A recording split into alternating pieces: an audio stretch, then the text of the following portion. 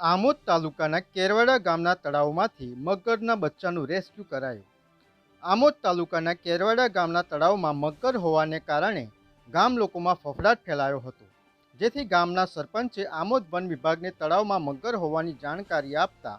Amod one વિભાગના range forest officer Ramesh ચૌહાણની સૂચના મુજબ કેરવાડા ગામના તળાવ પાસે પાંજરું ગોઠવી forester Jasubhai Parmar, beat guard Anil Padhiyar, Vipin Parmar, nature saving ફાઉન્ડેશનના અંકિત પરમાર તથા જીવદયા કાર્યકર અનિલ ચાવડાને સાથે રાખી મગરના બચ્ચાનું રેસ્ક્યુ કરવામાં આવ્યું હતું। ત્યારબાદ મગરને આમોદ વન વિભાગની કચેરીએ લાવી આમોદના પશુ ચિકિત્સક પાસે મગરનું મેડિકલ ચેકઅપ કરાવ્યા બાદ મગરને નૈસર્ગિક વાતાવરણમાં મુક્ત કરવામાં આવ્યો હતો। શ્રી જેજી પરમાર રાઉન્ડ પોસ્ટર આચોદ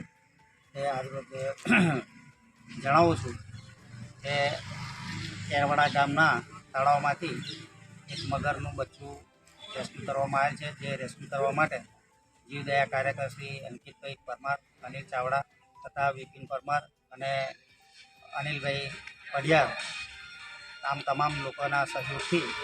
રેસ્ક્યુ કરવામાં આવેલ છે, જેને અત્રેની રેન્જ કચેરી લાવી ડૉક્ટરની સારવાર કરાવી